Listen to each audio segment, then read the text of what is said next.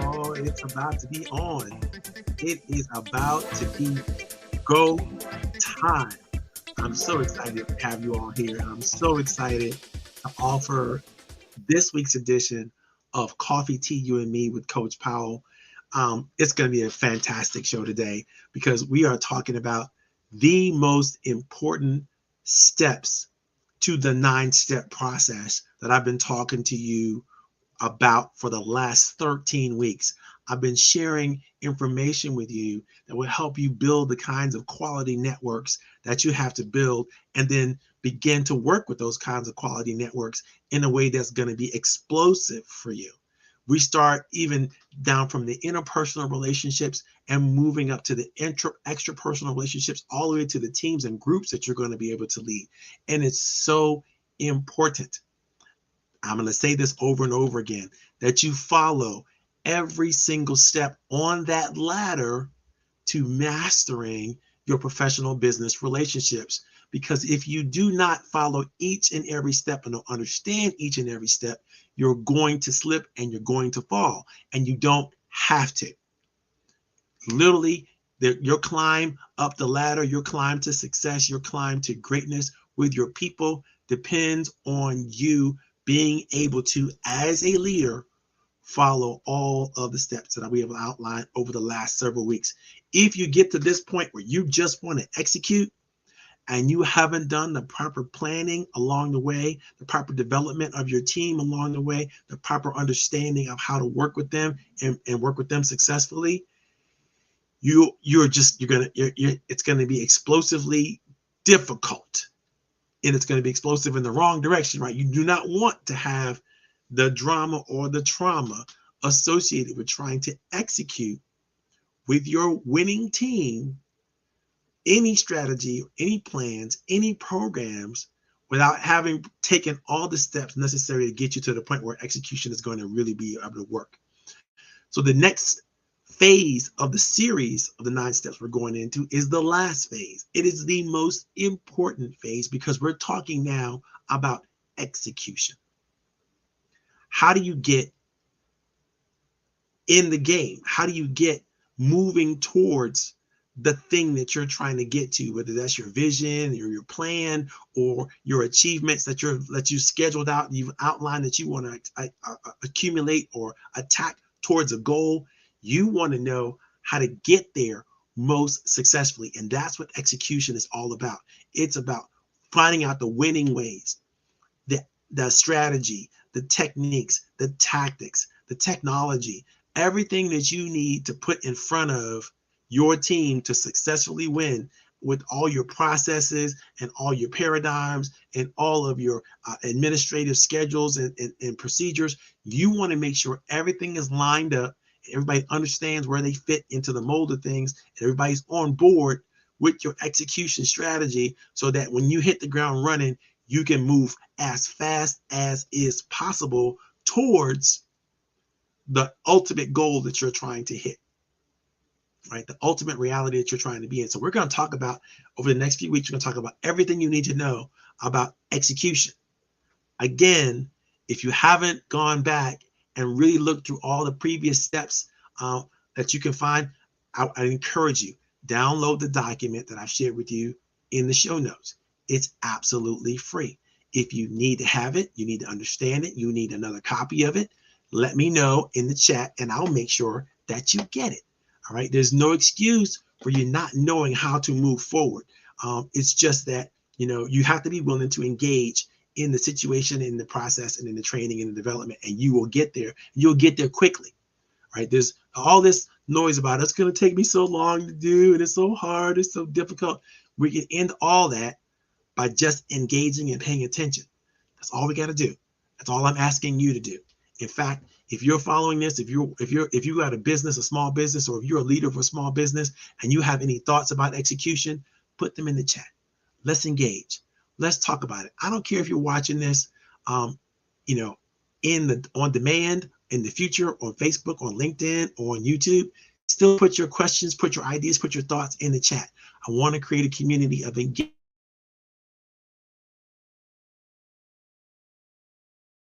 engagement as much as I avoid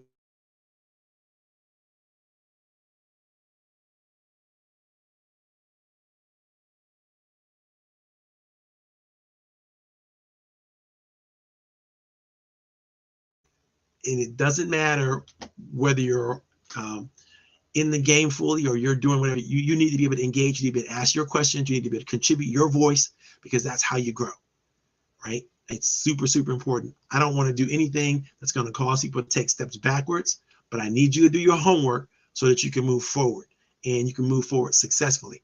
If you find yourself having more difficulty than you should, the lessons we've taught in the past are going to be able to help you figure out where you might be. Maybe you have turned left where you're supposed to go right, and you'll be able to do that. You'll be able to hands-on easily figure that out. Just find out, where the pain is coming from, right? The prescription and the medicine is already in the 9 steps. All you got to do is download it, keep it on your hard drive, refer to it, read it, let it flow through your brain, your consciousness, and everything. Yeah, Nancy, I can see when I'm freezing up. I really appreciate that.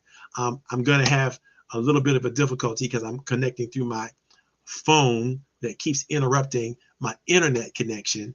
And unfortunately, there's a little bit of a delay, obviously, in the feed anyway. And so I may not say nothing, but I can see when I'm having issues. So I appreciate your thoughts and your feedback there.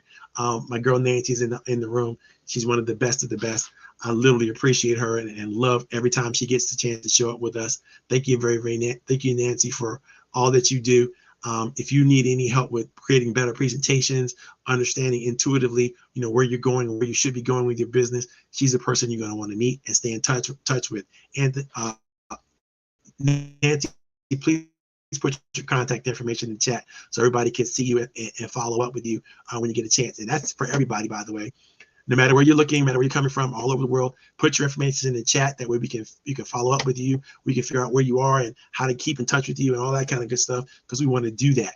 It's so important that we do everything we can to engage, because the more engagement you have, like I said earlier, the faster you grow. Today is a special episode. And today we're going to be talking about execution. And we're going to be talking about execution for the next several weeks, maybe 3 or 4 weeks before I get all this done. Because I'm recreating a module that I put together years ago, and I'm recreating it right now. So I'm not going to share it with you, but I've shared portions of it with you in the 9 steps. So if you read the 9 steps, again, you're going to get a lot of maybe what you need to have, and it's going to be truly helpful to you. So make sure you download that from the show notes. Okay. Where was I? There's something I wanted to do here. Oh, okay. I'm in comments right now. Okay, good. I see you, Nancy. All right, beautiful. Again, if you're looking from YouTube or LinkedIn or Facebook, I don't care where you're following in or coming from. If you have a thought or comment about anything involving execution or any questions about execution, your strategy, feel free to put it in the comment section at any time in the show. I'll go back at the end of the show to capture that information. Today's session is brought to you. Very, very important that I mention that. It's brought to you by my wonderful fraternity brothers of Phi Beta Sigma, the Theta Tau Sigma chapter, which I've been blessed to become their bigger and better business chairman. And that means I get to do what I already do, which is look out for as many small women and minority owned businesses as I possibly can to try to help them elevate their business, elevate their practice, create opportunities for themselves and for their communities in the most magical and wonderful ways. One of the ways I do that is by inviting some of the businesses that are in Fairfax and in Arlington County to be a part of what I call Inside the Business Mind with Coach Powell, which means I do a special expose with those businesses in mind. And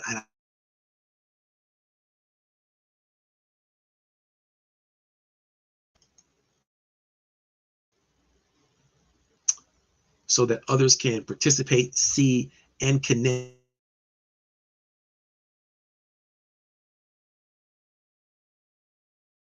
that consistently and regularly. And so if in Fairfax or Arlington that deserves the kind of attention that we could give to them, and we can put them on our website so we can connect with them, all that kind of stuff, let me know. My phone number and everything is scrolling across the screen right now. We'd love to support the small businesses in our area to the best of our ability.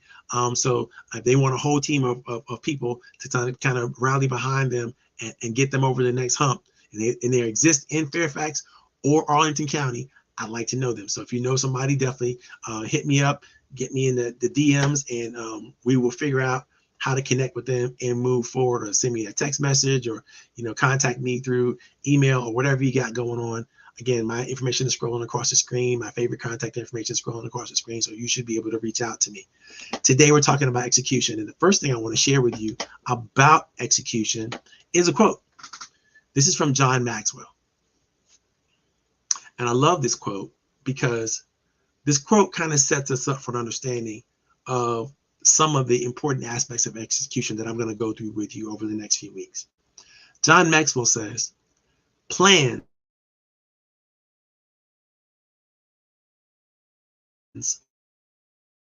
are successful, only to the extent that they can be executed. So if you're going to create plans that are successful, you must be able to execute those plans. There's nothing that can happen without implementation. There's nothing that can happen without action. There's nothing that can happen without moving forward, doing things consistently and regularly that move you and your team forward. I can't stress that enough about how important that is. I'm trying to make sure I get my secondary wireless situation set up so that just in case we bump off again, the secondary will pick up, but it's going to continue to fluctuate. Unfortunately, I do apologize for that. So what is this execution thing all about? When I think of positive execution, I like to look at first what it's not. Okay, it's not Tai Chi, right? It's not complicated, right?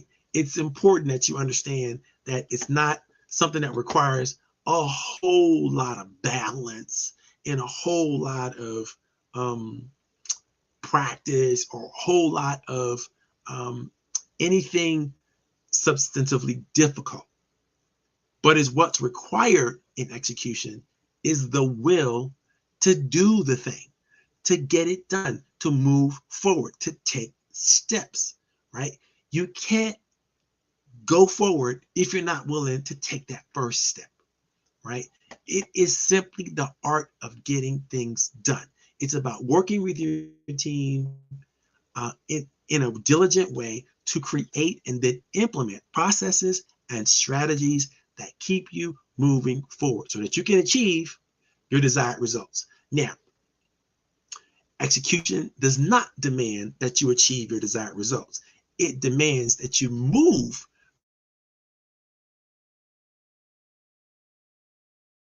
towards achieving your looking for and not enough time looking for the action steps that we need to put in place to achieve the results. So what I'm going to review with you next are some of the many action steps, historically time-honored things that we can do to keep us moving forward. And I'm going to interview and I'm going to give you what I call 14 spiritual laws of execution. These are things that I just pulled from the Bible, but in many spiritual texts, they're all the same. And then I'm going to talk to you about the things I think the 5 most important parts of those are going to be to execute that you need to think through. Okay, so I'm going to go through them one by one. You can write them down if you want. You know what? I think I can post them. Let me see if I can't post them to the chat. So that'll give you guys something there. Some of you guys are watching the chat. I'll give you something to chop on a little bit. Look at that. That's the list of 14. And they're going to show up differently depending on where you're watching this, right? If you're watching this on Facebook, you're going to see them all in one shot. If you're watching this on YouTube, you may see them throughout several different iterations of it, but all 14 of them are there. Let's talk about number one. The best teams that execute well are going to be able to invite feedback and testing often. This is really important for your organization to be able to do.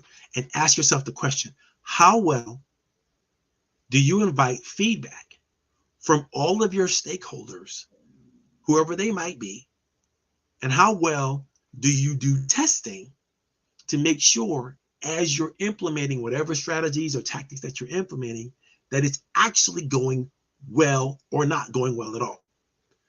I would say the frequency of testing and the frequency of asking for and receiving feedback is something that you should program into whatever your implementation strategies are. If you're not regularly looking at the feedback that you're getting from those that are contributing, those that are participating, those that are interested in whatever plan, program, process that you're executing, then you might be missing a perspective that is critically important. That's number one. Number two, you have to keep your eyes on the prize. Whatever the prize is, whether it's a series of different accomplishments that you're going to get to the future, up to the goal that you're trying to achieve, you have to keep your eye on that. How well are you doing along the way? How are you focusing on those things? Because if you keep your eyes on the prize, it's very difficult now for new information and new things to come in to your periphery and begin to attack your discipline towards moving yourself and your team forward. If you keep your focus where it needs to be, it's hard then to allow distraction to come in and to keep you from moving forward. Because distraction will be the thing that will keep you from moving forward all the time if you don't keep focused on the things that you should be focused on. So keep your eye on the prize, keep your eye on the process, keep your eye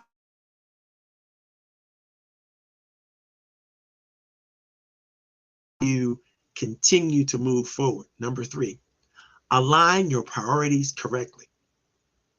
No matter what your plan is in the implementation process, if you've planned to do things that don't align correctly with the right kinds of priorities that you should be putting in place to keep yourself moving forward, you're going to find that you're out of alignment really quickly.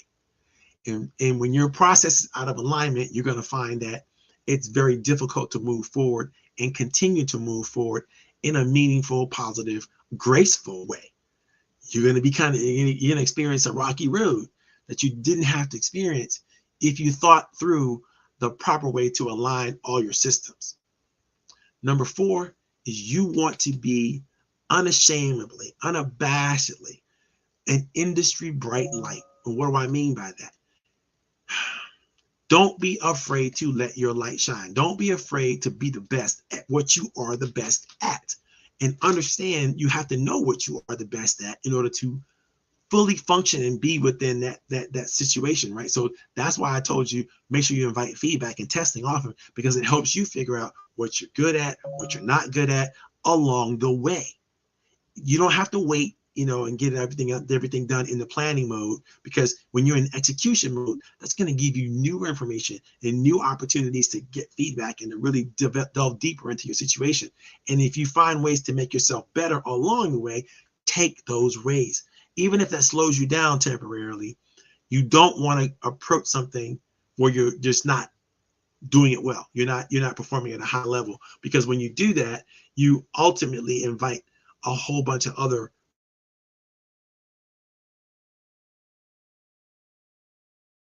problems problems and negative.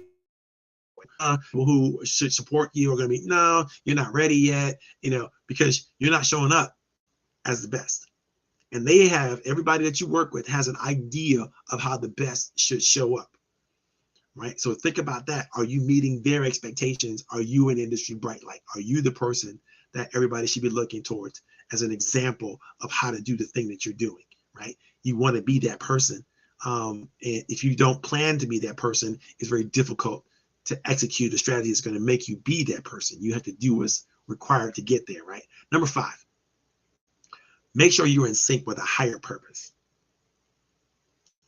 I can't stress this enough. When you're in sync with a higher purpose, again, the reasons, right? The meaning, the situation that you find yourself in, right? Feels much better than when you don't have a sense of mission or authority that's driving you, that's higher or bigger than your personal. Maybe it is you want to run an excellent team. Maybe it is you want your team to have a meaningful impact. Maybe you want to be relevant in the situation. Maybe you want to be significant in the space that you're in, right? You have to have a higher level of calling and understanding. Right? It has to be something metaphysical, spiritual, whatever you want to call it. I suggest that you call on that higher purpose, that higher developmental thing that you need to think through and be a part of in order to feel and take advantage really of what your team can bring. Because collectively, your team can do amazing things, much more than you can ever do as an individual person. But it's hard to even see that higher calling and higher purpose until you energize all the people around you and get moving, right? It's super, super, super important. Number 6, develop and refine your unique style. This is critical because whatever you're bringing to the table, you bring it to the table in only the way that you bring it to the table. And so you have to identify and understand, what are your gifts? What are your true talents? What are your strengths? What are your abilities above and beyond what people might naturally assume or assess them to be? When you get this right, when you're flowing in that rare air and consistently in that space, what's happening to you and for you is you get to participate in a way that your differential advantage, we talk about that from a marketing perspective, always shines and always flows through what you're doing. And you get to remind yourself of that differential advantage and what you get to be, especially it helps you develop your brand, your uniqueness, your special gifts in a way other than, if you don't pay attention to them, it's very difficult for you to nurture them. And it's very difficult for you in the execution of whatever it is that you're doing to find ways to present that unique gift in a useful, meaningful way amongst your team. So you have to become intimately familiar with your style, your gifts, and then refine them along the way. Be willing to think about positively what you can do to influence or renew them in a meaningful way. Number 7, trust your instincts. I'm going to come back to this in a little bit, but your gut has been developed, right, over time. And if you're an expert in whatever it is that you do, your instinct has been honed through your experiences. Your insight has been developed. Your ability to discern what is good, what is bad, what's right, what is wrong, the way to go has been developed. But you have to trust that you have had the right experiences, the right tutelage, the right certifications, the right whatever you need to have to hone that instinct to the point where you can trust it, right? We all say our hindsight is 20/20 and your insight is 50/50, right? But as if you've keenly developed your insight and your instincts, right, you can trust them. You can trust your gut. You can know and see when someone is giving you the straight and narrow path to talk through, to work through, whatever, or when somebody's giving you a line of BS, right? When somebody is blowing smoke and they're not really intentionally sharing the best of the best, right? You can see that, you can tell it, you can understand, you can feel that energy when somebody's being authentic and righteous with you versus when somebody is trying to subtly manipulate or control you, right? You can see the difference, and you need to be able to do that. Your instinct is going to be a really good tell if you've honed it correctly. Now, you can't trust instincts that you don't have. And you only have instincts that turn into insight through your experience, through the wisdom that you've been able to accumulate. So ask yourself in the planning mode, what wisdom do I bring to the table? When you understand that, you can share that wisdom when in the execution phase, when you're doing whatever it is that you do. Number 9, stay true to the game. There's a game that you're playing, no matter what it is. There's principles that underride whatever it is that you're doing. There are rules of engagement to whatever things that you're trying to do. You have to know the rules of the game that you're playing. You have to, and you have to be true to those rules, because if you validate the principles that, or if you invalidate the principles by trying to behave outside of principle to the thing that you're accomplishing and trying to accomplish, you're going to fail. Principles were there before you. They're going to be there after you. And if you don't even know what they are, you're going to bump into them in a negative way versus, okay, let me find out what all the principles are that are in, I know the rules that are in the game that I'm playing. And so I can play at a high level. I know how to run within the rules.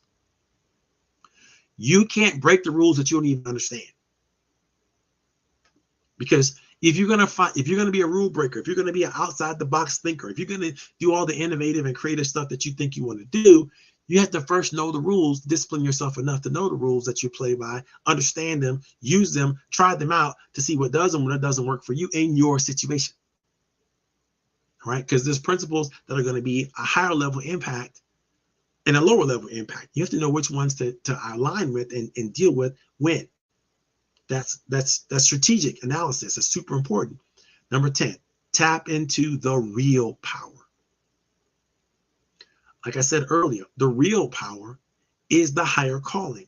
The real power is the power that comes from that drive that you have, that internal wisdom that comes.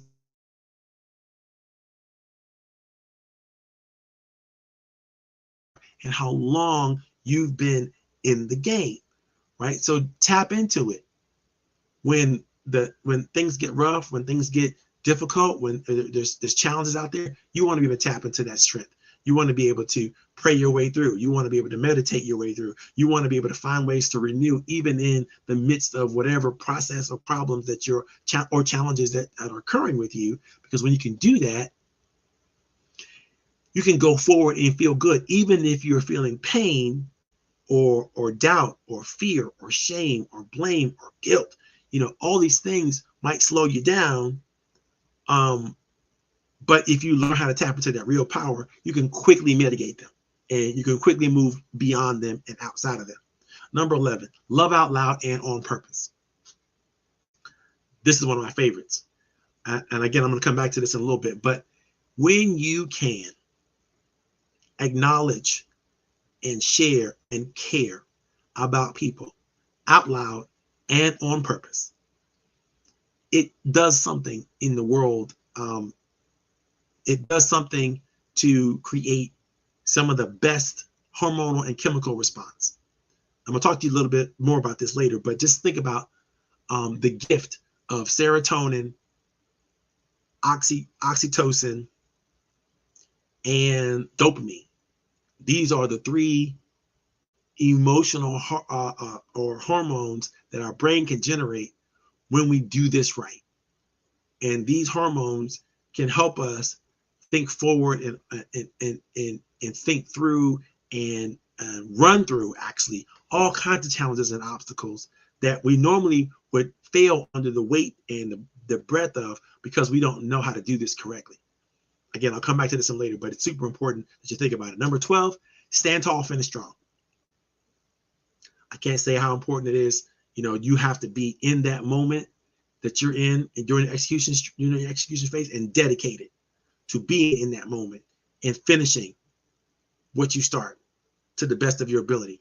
You got to be willing to give it your all and give it your all consistently, and be in that moment, stay in there in that moment until you reach your goal, right? And do it in a grand, victorious way.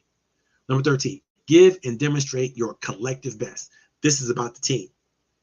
This is about pulling together everybody's collective strength and everybody using their collective strength in a way that is transformative, not just for you, the leader, but for the entire team in terms of how they feel about what they're doing and where they're going. And again, if you're trying to implement a strategy, and you're not really pulling together the collective, you are so much weaker than if you pull together your team and really give them what they need to move you and them and everybody else forward.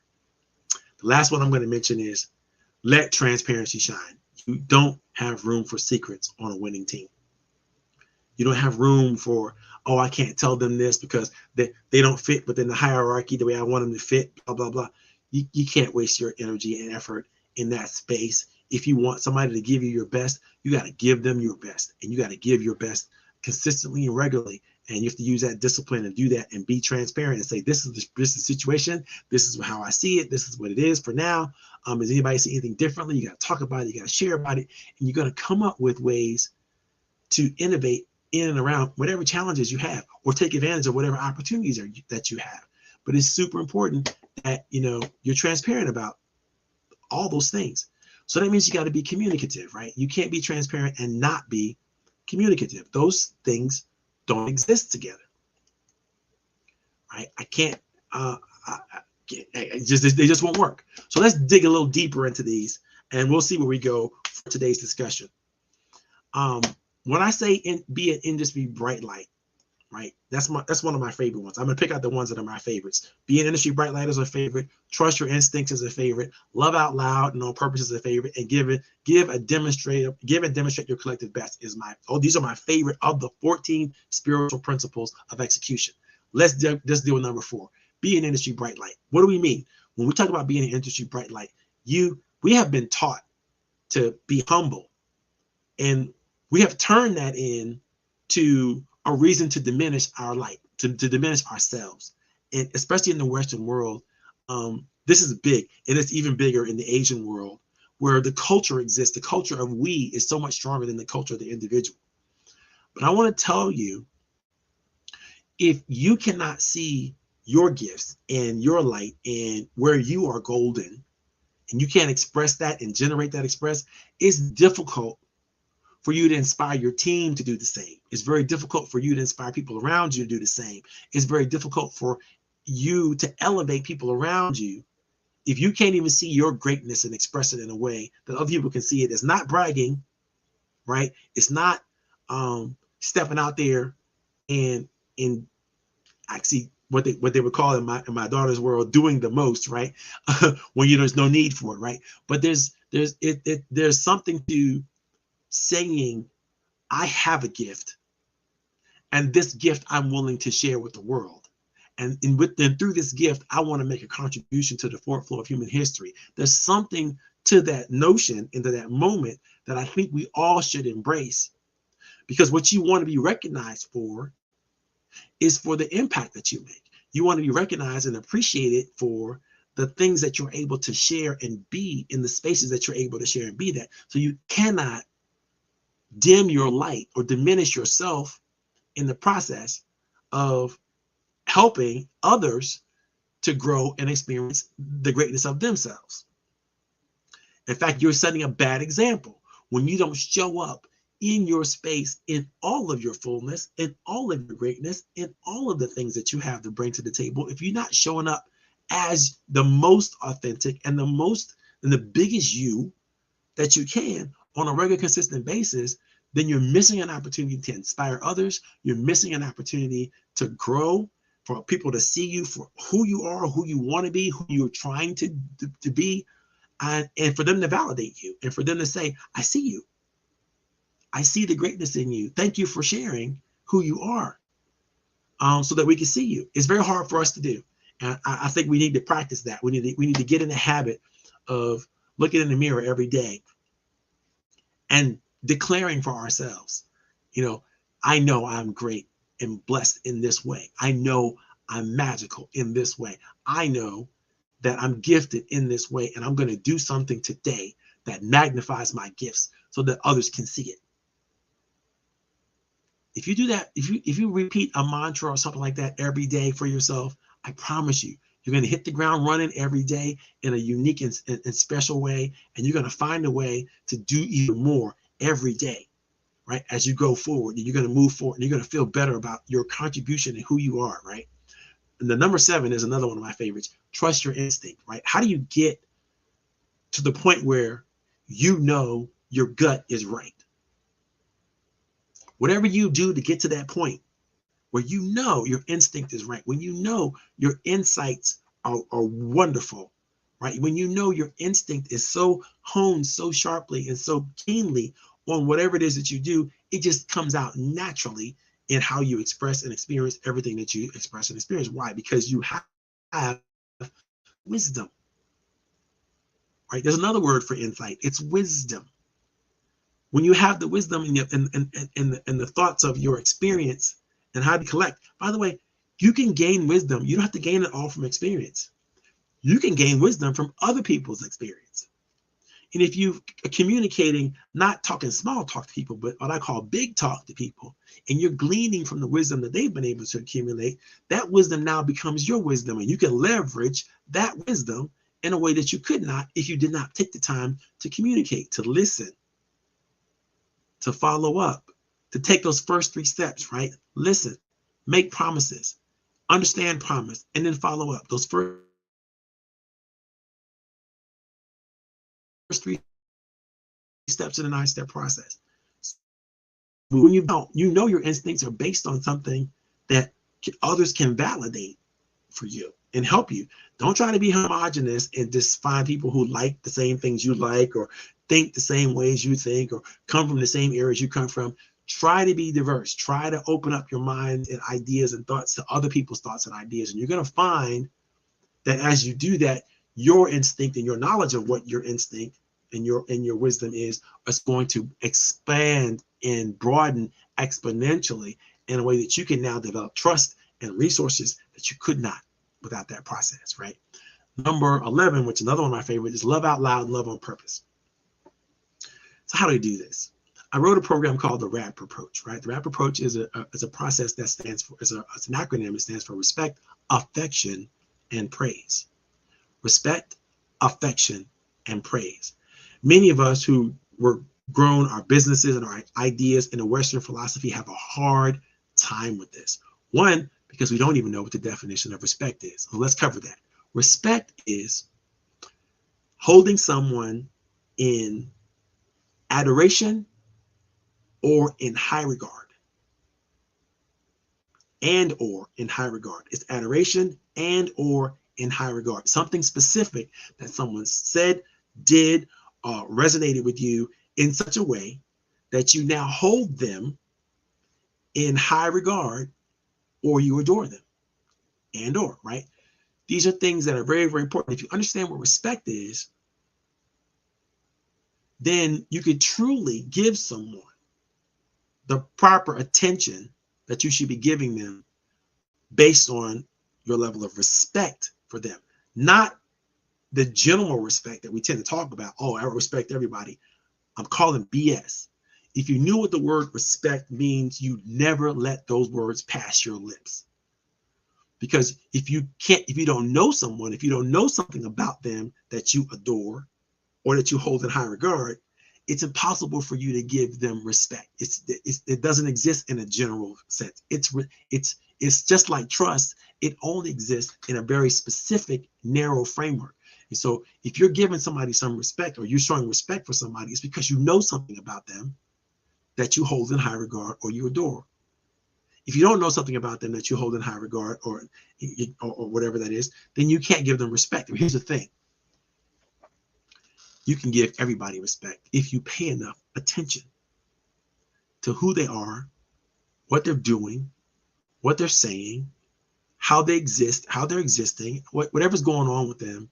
You can find those. You can find something in them intentionally if you're looking to find ways to respect them. So the more you practice the rap approach, the better you're going to get at that. The more you practice respecting other people intentionally, the more you practice having and showing affection for a person intentionally, the more you practice praising people for what they do and how they've impacted your life or what they've said or what you've enjoyed about their presence, the better you're going to get at doing it. It's a practice. Respect, affection, and praise. Everyone on your team and every leader has to know this well in order to continue to generate a culture of acceptance, a culture of belonging, a culture that is powerful, and a culture that can exist far beyond the leader that helped generate and create the environment that people now find themselves working in and working around. So love out loud on purpose and do it. Every day, every minute of every day, find ways to love on your people. Find ways to praise them. Find ways to show that you hold them in high regard and adoration.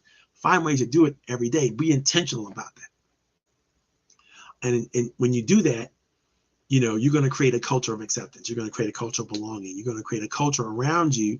I don't care what iteration they're in, whether they work directly for you, or they work adjacent to you, they're part of your advisory council, they're part of your investor circle, whatever it is that they're doing for and with you, it's never a wrong thing to care for them. It's never a wrong thing to do it out loud and on purpose.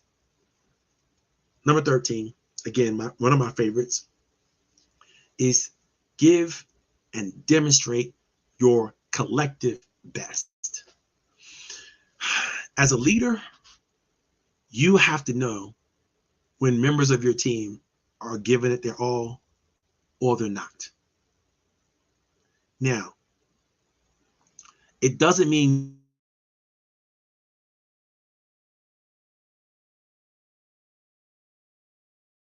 people to you any. That's a lot of disrespect right there. If you expect that for people to do that, that's not showing any high regard for them, right? If you're the person that's going to try to find the win-win, the time and effort and energy you want them to give you, you're going to give back to them in a way that they're going to find meaningful, relevant, and significant, right?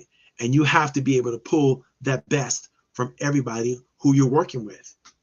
And so you have to be willing to give your best. The law of reciprocity can kick in order for you to get back their best, right? You have to be willing to extend that trust up front with the people that you want to work with, the people that you want to bring into your inner circle, the people that you want to hold dear, the people that you want to hold you dear. But if you try to hold back and go, well, I'm going to wait for them to make the first move, I'm going to wait for them to catch up to where I am, I'm going to wait for them to share their greatness with me before I can share my greatness with you, then you're playing the wrong game. You have to be willing to make that contribution. If you're a leader, you have to be willing to make that contribution first.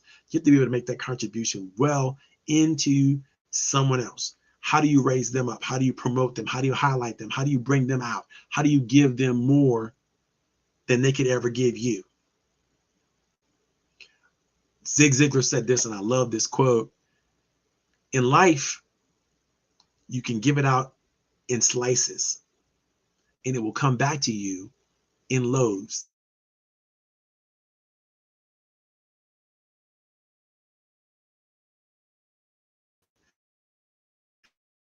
It's such a hardwired law into our universe. The question that we have to ask ourselves all the time is, are we willing?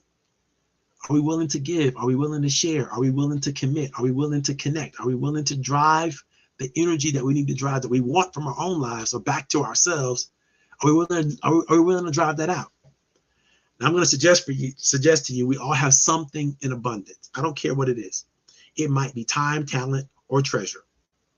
In one of those three boxes, these are resources that we may have in abundance. Are we using that resource well? Are we giving and are we contributing those resources in ways that can be fruitful, ways that can be beneficial to others? Because that's a life well lived in my book. Now, that's my book, right? And my book partially is based on some things I learned from my fraternity. My fraternity always says a meaningful life is a life well spent in the service of others. And so that I've embraced in my life. I challenge you to embrace it. All the spiritual laws that I just shared with you are all about that. If you listen carefully, right? It's all about you delivering and giving back, in a way that you've already been richly blessed with, right? Now I want to move to you. It's getting close to the close, and I want to get through this last part. I may have to go back into this next week to really thoroughly flesh it out. But I talked to you about the ancient spiritual wisdom, right? Things that we've learned from the Bible, the Quran, the Torah, and all the other great books, right?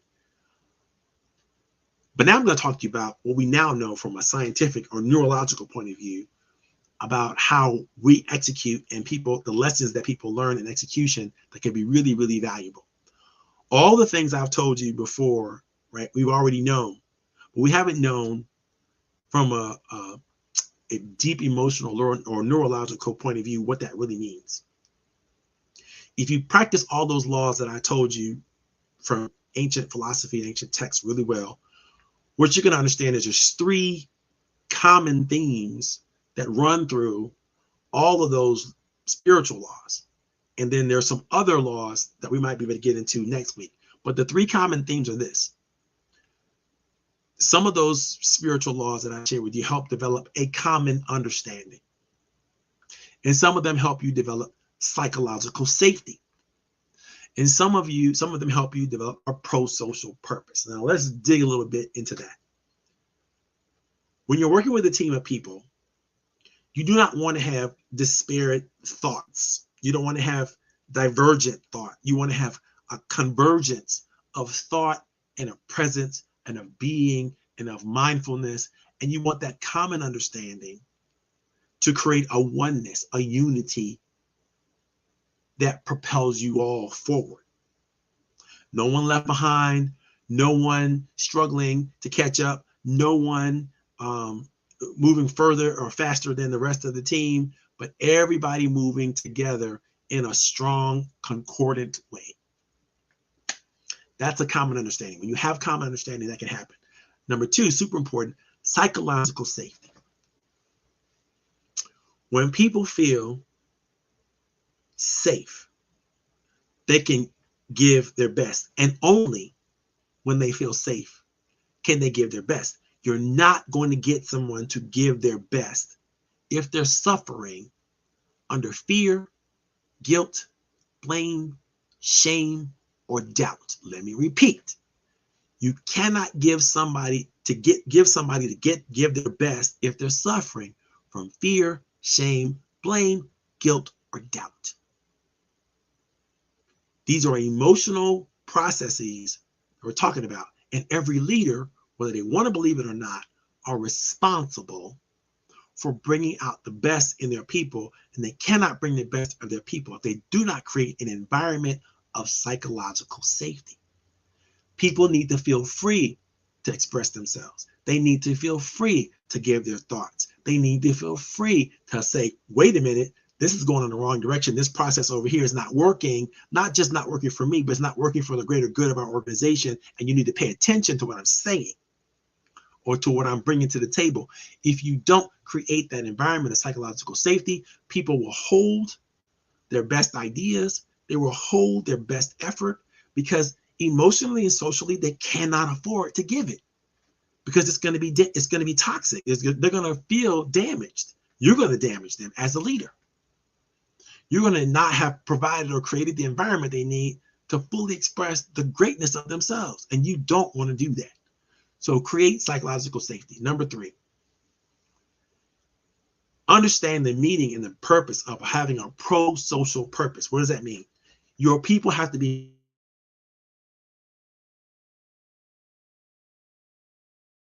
important.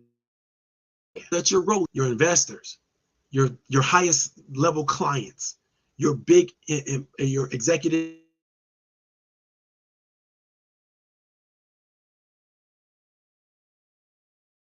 have to be in love with you, and they have to learn how to work well together and be okay with working well together. There has to be a pro-social purpose, meaning understand we all collectively are with one another, even over distance, even over the internet, even over whatever, we are all learning and growing as a result of seeing and implementing what we see in one another. And so the more we are thinking about our brand, our image, what we're putting out there in the universe, the more we are being responsible for how others will receive what we're sharing and why we're sharing it, and so on and so forth. So when you operate out of the knee-jerk reaction, right? You see something, you respond without thought. You're probably going to see and do something that is going to be offensive or disconnect or distancing somebody else, even without your knowledge or even or understanding of it. You don't know what other people have experienced and what they're doing and what your impact might mean to them. And so when you are unconscious about how you want to show up, how you want to be, what you want to deliver, what you want to contribute, and you're just doing whatever, I'm just being me, man. Oh, I love this excuse. I was just being myself, or I'm just being frank and honest with you. You can frank and honest yourself right out of a professional relationship, right out of a friendship, right out of a job, right out of a responsibility or an opportunity, because you're not understanding the emotional responses that you should have with one another, and you're not taking those things seriously. I can't say this enough. Your people have to come first. It's funny that I come up with this now at my advanced age, right?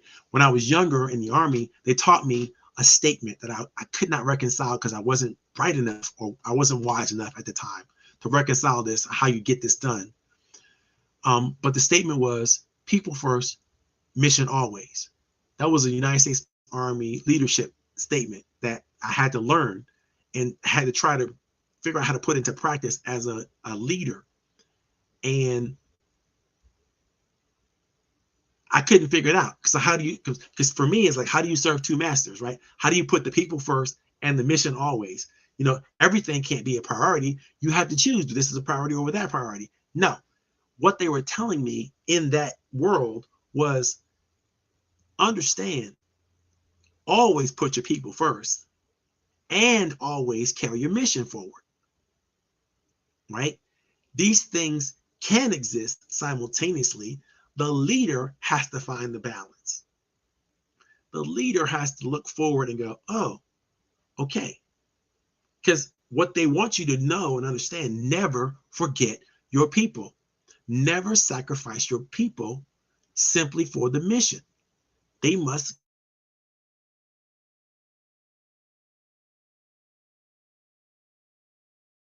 come together.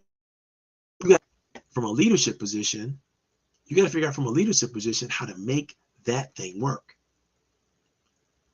So that's what we're going to talk about today. Next week, we're going to get into the 7 habits of highly effective and efficient leaders.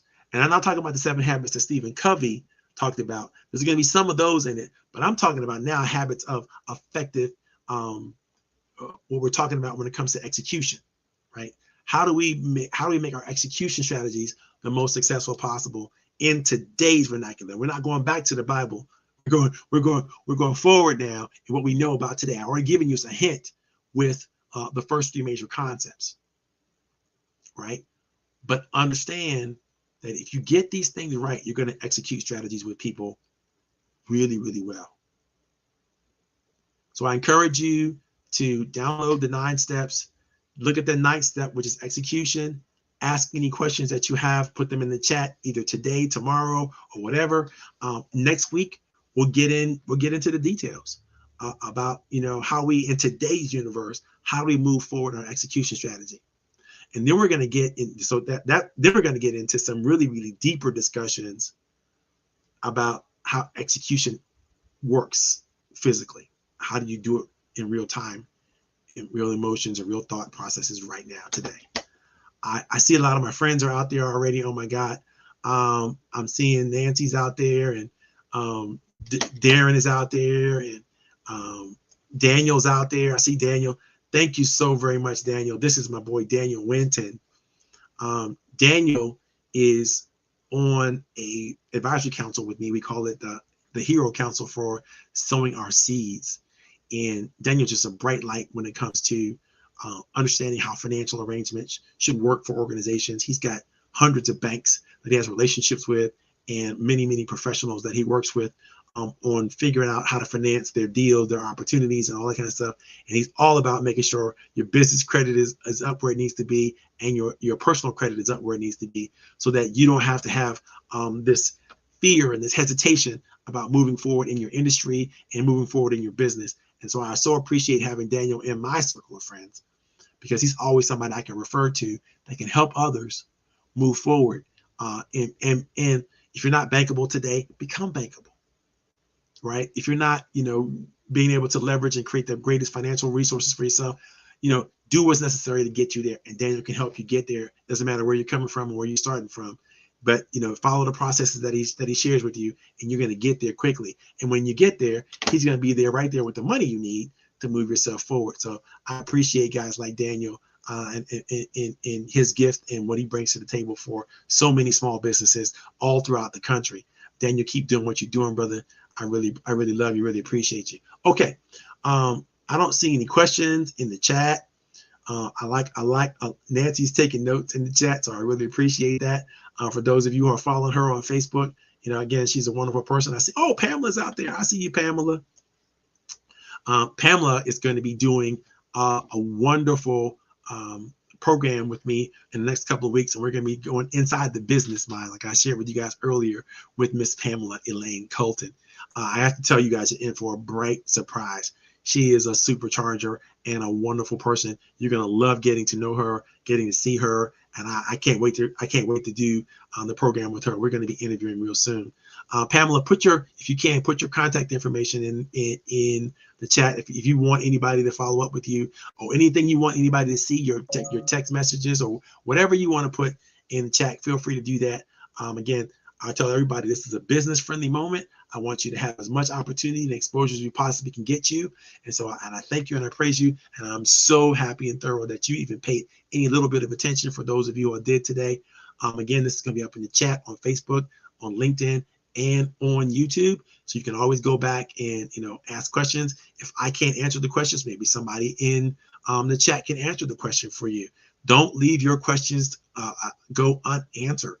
And I don't care what the question is about. You owe it to yourself, the people that you work with, to ask that question instead of going, well, I'm ashamed, I'm embarrassed. Let's get your ego out the way and let's get you moving forward. Anything that's going to stop you from moving forward, I am against it. You hear me? So let's go. Let's get this done. My name is Coach Powell. I run Coach Powell Training and Development. I work with entrepreneurs and business leaders all over the world, and I love to work with any of you who feel comfortable working with me. God bless you, and I'm out.